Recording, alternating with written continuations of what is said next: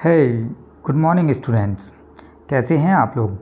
उम्मीद करते हैं कल की वीडियो में आप सभी ने जो मैंने फर्स्ट पार्ट पर्यावरण का अपलोड किया था, आप सब ने वीडियो वो देख लिया होगा। ठीक है ना। चलिए अब हम आगे उसको कवर करते हैं और उस वीडियो का सेकंड पार्ट आप लोगों को समझाने के लिए ले आए हैं। चलिए पूरा था उस पर ध्यान दीजिएगा, ठीक है ना। और आपको ये कॉन्सेप्ट जो हैं वो क्लियर होंगे। कल मैंने उसके जो इम्पोर्टेंट फैक्ट्स थे उनको डिस्कस कर लिया था। आज जो है हम उसके बहुविकल्पीय प्रश्नों को लेकर के आए हैं। आप उनको अच्छे से देखेंगे और समझेंगे। ओके, चलिए पहला प्रश्न क्या कहता है उस पर ध्यान देंगे। पहला प्रश्न जो है वो कह रहा है कि एक आहार श्रृंखला में तीसरे पोषी स्तर पर हमेशा कौन होता है। एक आहार श्रृंखला में तीसरे पोषी स्तर पर हमेशा कौन होता है।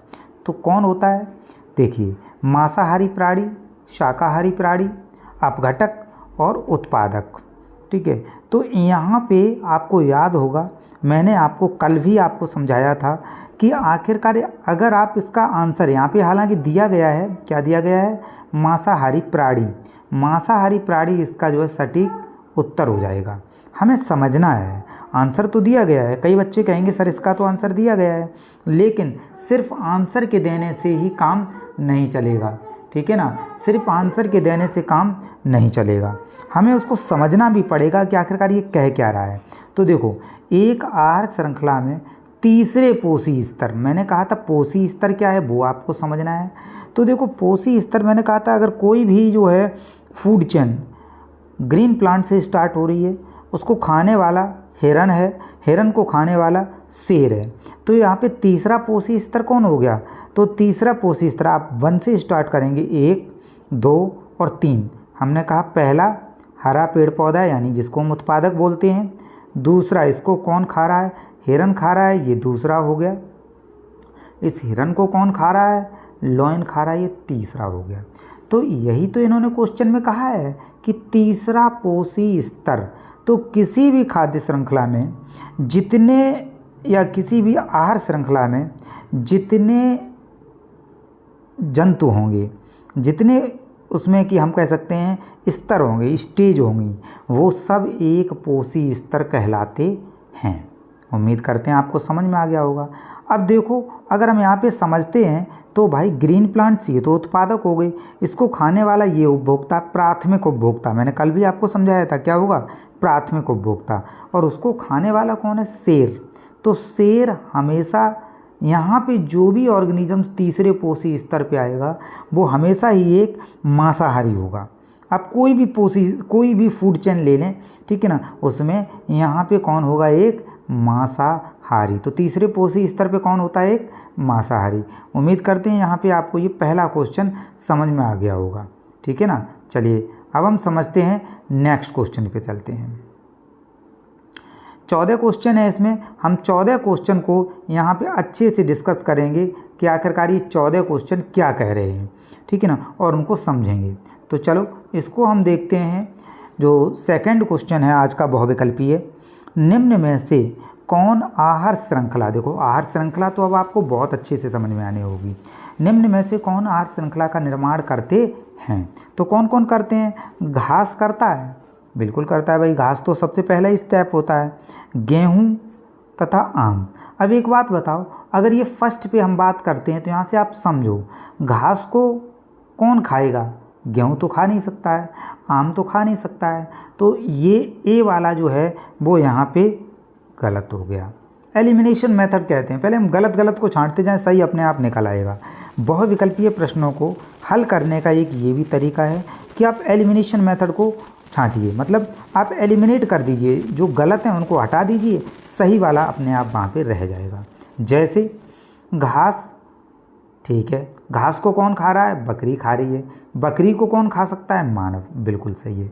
यहाँ पे ये स्टेप एक बन रहा है। चलिए हम और आगे देखते हैं और क्या हो रहा है यहाँ पे। नेक्स्ट पे देखो सी वाला बन रहा है क्या, बकरी, गाय तथा हाथी। भाई तीनों ही यहाँ पे शाकाहारी दे दिए इन्होंने, तो इन तीनों से भी एक आहार श्रृंखला का निर्माण नहीं हो सकता है। क्या इन तीनों में एक आहार श्रृंखला का निर्माण हो सकता है? बिल्कुल नहीं हो सकता है, कोई खा ही नहीं रहा किसी को भी, तो ये भी स्टेप नहीं हो पाएगा। हम नेक्स्ट स्टेप को देखते हैं, घास, मछली तथा बकरी। घास को मछली तो खा लेती है, पानी में भी घास होती हैं, प्लांट्स होते हैं, उसको तो मछली तो खा लेगी, लेकिन मछली को क्या बकरी खा सकती है? या फिर हम कहें घास को बकरी तो खा सकती है, ठीक है ना, लेकिन क्या बकरी को, ठीक है, मछली खा लेगी? नहीं खा सकती है। तो क्या इस स्टेप से आहार श्रृंखला का निर्माण संभव है? नहीं है। इससे आहार श्रृंखला का निर्माण संभव नहीं है। उम्मीद करते हैं आपको ये सेकंड क्वेश्चन समझ में आ गया होगा। चलिए, यहाँ पे दिया भी गया है, बी वाला ऑप्शन इसका सही होगा। हम आ जाते हैं नेक्स्ट क्वेश्चन की तरफ, और नेक्स्ट क्वेश्चन को समझते हैं। निम्न में से कौन पर्यावरण मित्र व्यवहार कहलाते हैं? पर्यावरण मित्र, देखो क्वेश्चन को समझा करो। पर्यावरण मित्र व्यवहार की बात हो रही है, तो पर्यावरण मित्र व्यवहार क्या है? बाजार जाते समय, पर्यावरण मित्र व्यवहार मतलब पर्यावरण के लिए अच्छा, ठीक है ना, जिससे हमारा पर्यावरण संतुलित रहे, अच्छा रहे और वो प्रदूषण मुक्त रहे, उसको हम कहेंगे पर्यावरण मित्र व्यवहार। समझ में आई बात पर्यावरण मित्र व्यवहार से? अब इसको समझिएगा, ये यूपी बोर्ड है ना 2019 में ये प्रश्न आ चुका है, ठीक है ना, ध्यान दीजिएगा बोर्ड में, ठीक है। तो ऐसे क्वेश्चंस को आपको हम रिवीजन कराएंगे, जिससे आपको बहुत मदद मिलने वाली है। इस वीडियो को 2 बार 3 बार रिपीट करें और ये सभी पॉइंट अच्छे से समझ लें, ओके। और चैनल को सब्सक्राइब, शेयर, है ना, और कमेंट्स ज़रूर करें, लाइक ज़रूर करें, जिससे हमारा मोटिवेशन बढ़ता रहे। चलिए, अब हम इसको समझते हैं कि पर्यावरण मित्र व्यवहार क्या है। कई बच्चों को तो यही समझ में नहीं आएगा कि अगर पर्यावरण मित्र व्यवहार क्या है। तो पर्यावरण मित्र व्यवहार का मतलब ये है कि जो हमारे वातावरण के लिए अच्छा हो, पर्यावरण के लिए अच्छा हो, उसको हम कहेंगे पर्यावरण मित्र व्यवहार। समझ में आया ना? चलिए समझते हैं। पहला पॉइंट, बाजार जाते समय सामान के लिए कपड़े का थैला ले जाना। बहुत बढ़िया बात है। बाजार जब हम जाएं तो कपड़े का थैला अपने साथ ले जाएं। इससे क्या होगा? इससे वहाँ से हम पन्नी नहीं लाएंगे। जो पॉलीथीन होती है ना, पॉलीथीन जिसको हम कहते हैं, भाई पन्नी में दे देना ये सामान, आलू दे दिए, ठीक है ना, पालक दे दिया, सब्जी दे दी। तो अगर हम इस तरह से कई सारी पन्नी लाते हैं, और पन्नी आपको पता है वो डिकम्पोज नहीं होती है, अपघटनकर्ता भी उसको डायरेक्टली या ईजिली, आसानी से अपघटन नहीं कर पाते हैं। तो ठीक है ना, एक ये तो बिल्कुल सही है भाई, बाजार जाते समय सामान के लिए हमें कपड़े का थैला अपने साथ ले जाना चाहिए। सेकंड पॉइंट देखते हैं, कार्य समाप्त हो जाने पर लाइट तथा पंखे का स्विच बंद करना। भाई बिल्कुल सही बात है, आपका कार्य नहीं है, आप वहाँ पे, ठीक है, आप वहाँ पे जो है इस पूरे कमरे में आपका कोई काम नहीं, फिर भी उसमें बल्ब जल रहा है। भाई क्या ज़रूरत है? टीवी कोई नहीं देख रहा है, फिर भी टीवी चल रही है, क्या ज़रूरी है ये? ठीक है ना। तो इससे क्या है, बिजली कंज्यूम हो रही है। आपसे डायरेक्ट वे में अगर हम कहें तो क्या होगा, आपसे बिल ज़्यादा पड़ जाएगा, ठीक है ना। और इनडायरेक्ट वे में कहें तो जहाँ बिजली का उत्पादन हो रहा है वहाँ बिजली इस तरह से हर घर में बर्बाद होगी बिजली, तो वहाँ बिजली का जो उत्पादन है वो कम हो जाएगा। बात समझ में आई आपको? चलिए आगे समझते हैं हम। माँ द्वारा, ठीक है ना, माँ द्वारा स्कूटर से विद्यालय छोड़ने के बजाय तुम्हारे विद्यालय तक पैदल जाना। भाई बहुत बढ़िया। अगर मम्मी तुम्हें डेली जो है, या पापा तुम्हें डेली जो है स्कूल तक छोड़ रहे हैं, ठीक है ना, तो वो आपको जो है ले जा रहे हैं, उनकी पेट्रोल भी ख़त्म हो रही, फ्यूल ईंधन भी कम हो रहे हैं, पेट्रोल लगातार आप देख ही रहे हैं बढ़ती चली जा रही है, ठीक है ना। तो हमें क्या करना है, वातावरण को बचाने के लिए कुछ पैदल भी चलना चाहिए। 2 काम होंगे, एक तो पेट्रोल का खर्चा बचेगा, पापा का समय बचेगा, प्लस आप जब पैदल चल के जाएंगे तो आपकी पैर की, लेग्स की मांसपेशियां भी मजबूत होंगी, ठीक है ना। तो इस तरह से ये भी एक पर्यावरण के लिए अच्छा या मित्रवत व्यवहार है। कुल मिलाकर के अगर हम देखें तो इसका आंसर, ये सभी सही हैं, तो इसका आंसर देखो क्या दिया गया है, उपरोक्त सभी। समझ में आ गया होगा कि आखिरकार पर्यावरण मित्र व्यवहार क्या कहना चाह रहा है। चलिए नेक्स्ट क्वेश्चन की तरफ बढ़ते हैं। निम्न में से किस कार्यक्रम के तहत, निम्न में से किस कार्यक्रम के तहत सीएफसी के उत्पादन को 1986 के स्तर तक सीमित करने पर सहमति हुई है। तो यहाँ से हमें कई चीज़ें सीखने को मिलेंगी। चलो डिस्कस करते हैं हम यहाँ को। सबसे पहले तो हमें समझ में आया कि आखिरकार ये CFC क्या है। CFC की फुल फॉर्म, पूर्ण रूप आपको इसका आना चाहिए। तो CFC की फुल फॉर्म क्या है? क्लोरोफ्लोरोकार्बन। CFC की फुल फॉर्म क्या है? क्लोरोफ्लोरोकार्बन। चलिए इतनी बात हुई। अब हम बात करते हैं कि 1986 के स्तर तक सीमित करने पर सहमति हुई है। निम्नलिखित में से किस कार्यक्रम के तहत CFC के उत्पादन को 1986 के स्तर तक सीमित करने पर सहमति हुई है? तो इसका है UNEP। इसका आंसर क्या हो जाएगा? UNEP। ये UNEP क्या है? चलो समझते हैं।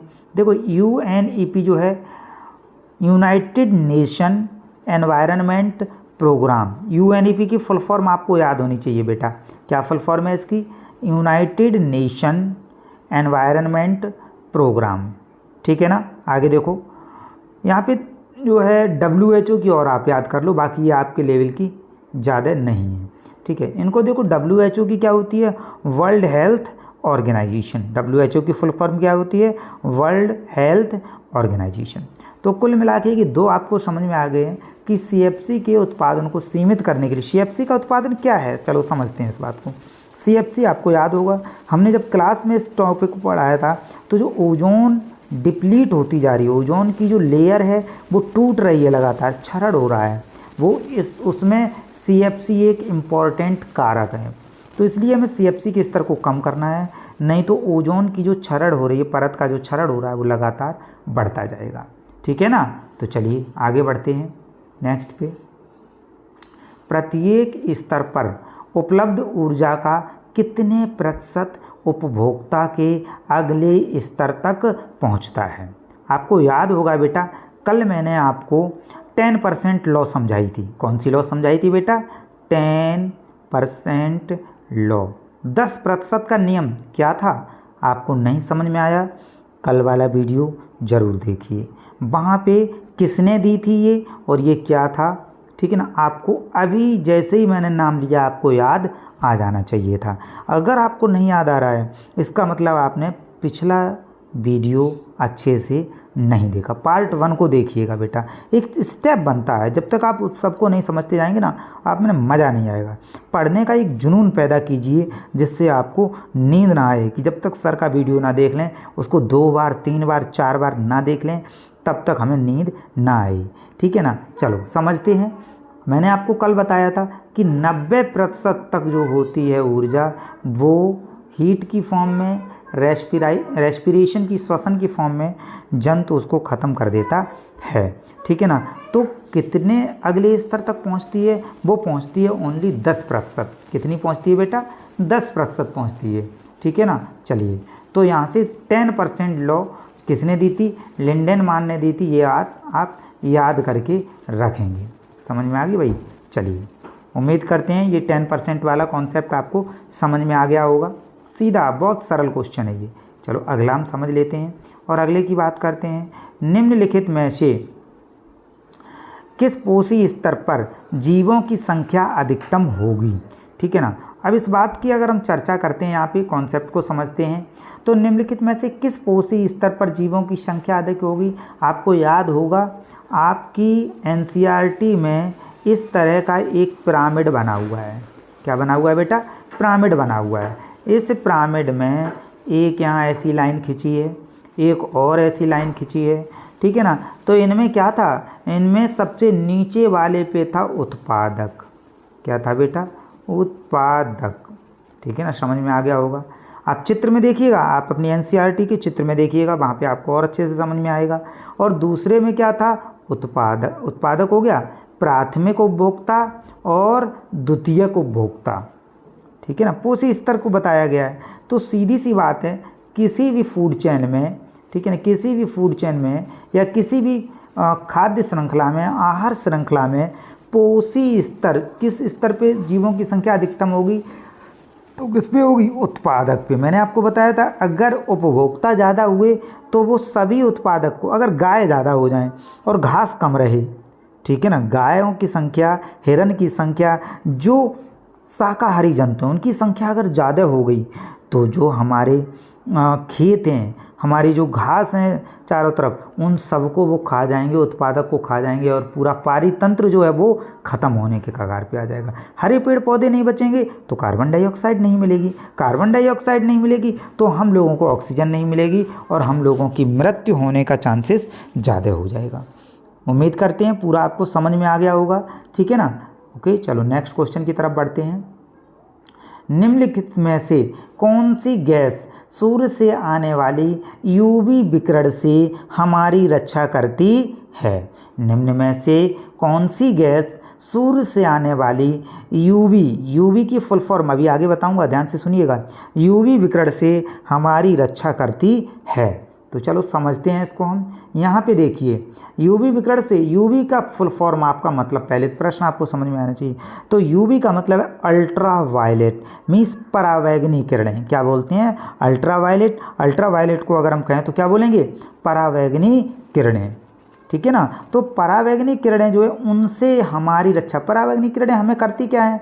तो भाई परावैंगनी किरणें जो हैं वो हमारी स्किन को, हमारी त्वचा को, ठीक है ना, ये कैंसर पैदा कर देती हैं त्वचा के अंदर।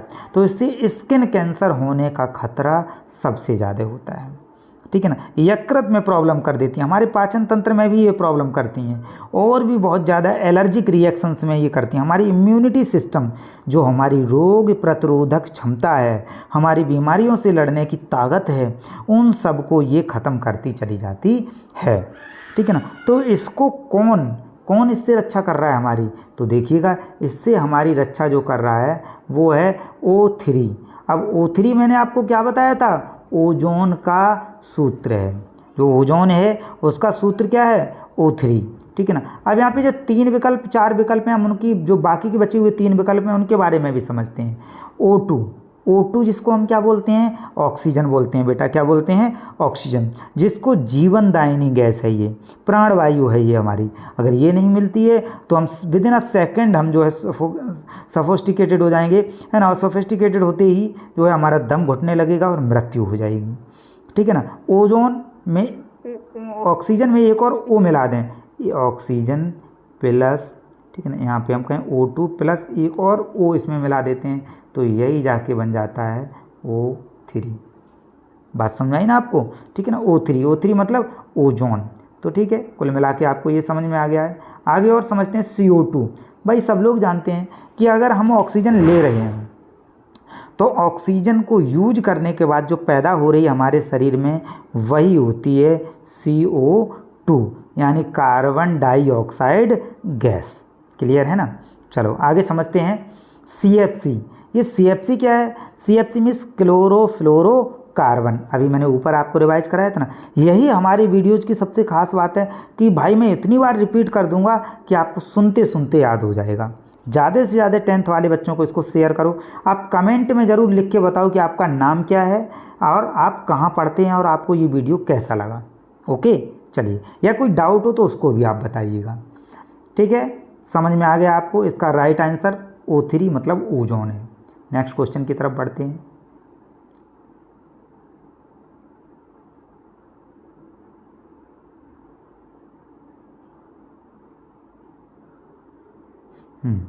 चलिए, यहाँ पे ये हो चुका है, 3 हो गया, 4 हो गया, 5 हो गया, 6 हो गया, 7 हो गया, ठीक है ना।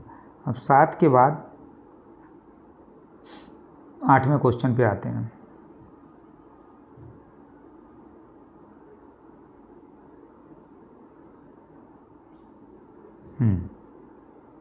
चलिए,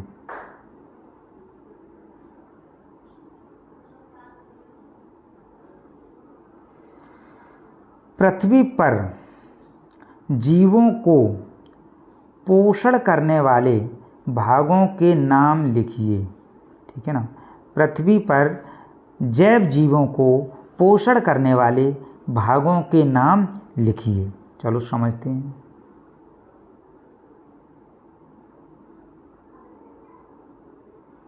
देखिए, है क्या?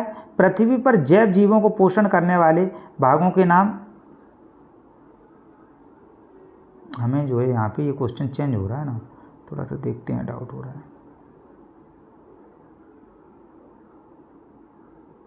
अच्छा, आज जो है इसमें आई थिंक हाँ, बहुविकल्पीय प्रश्न में 7 ही प्रश्न यहाँ पे दिए गए हैं बेटा।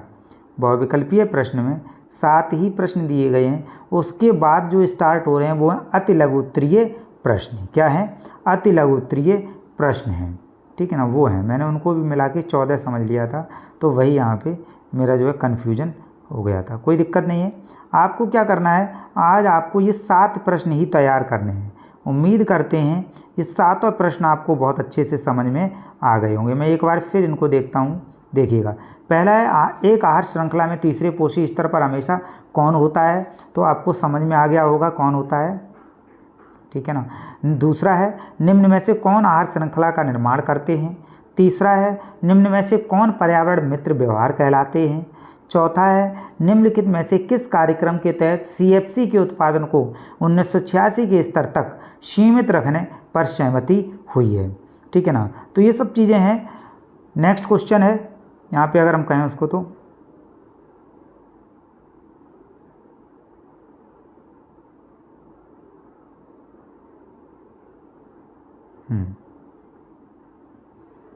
चलिए नेक्स्ट की अगर हम बात करते हैं तो उसको समझिएगा। जो नेक्स्ट है, प्रत्येक स्तर पर उपलब्ध ऊर्जा का कितने प्रतिशत, ठीक है ना, कितने प्रतिशत जो है उपभोक्ता अगले पोषी स्तर तक 10% लो। पिछले वीडियो में भी मैंने बहुत अच्छे से समझाई और फिर बता रहा हूँ 10% लो लिंडेन मान ने दी थी, ठीक है ना, और ये बहुत ही इम्पॉर्टेंट है, ठीक है। चलिए आगे समझते हैं। निम्नलिखित में से किस पोषी स्तर पर जीवों की संख्या अधिकतम होगी, तो किस में होगी? सीधी सी बात है, उत्पादक स्तर पर होगी। 7वें की बात करते हैं। निम्नलिखित में से कौन सी गैस सूर्य से आने वाली अल्ट्रावायलेट विकिरण से हमारी रक्षा करती है। तो देखो बेटा, यहाँ पे प्रश्न जरूर 7 हुए हैं, लेकिन मैंने बीच बीच में इतने सारे आपको कॉन्सेप्ट क्लियर कराए हैं।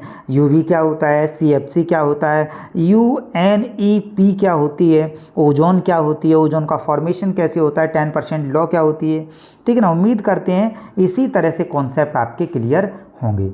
कल हम फिर मिलते हैं और अति लघु उत्तरीय प्रश्न यहाँ पे जो दिखाए गए हैं बेटा, ठीक है ना, ये जो हैं अति लघु उत्तरीय प्रश्न, इनको हम कल के वीडियोज़ में कंप्लीट कराएंगे। तब तक चैनल को पूरी तरह से आप देखिए, समझिए वीडियो को, है ना, कमेंट कीजिए, है ना, और शेयर और सब्सक्राइब जरूर कीजिए। Okay, thanks a lot for watching my videos. So please subscribe, like and comments for motivation. मिलते हैं कल की वीडियो में।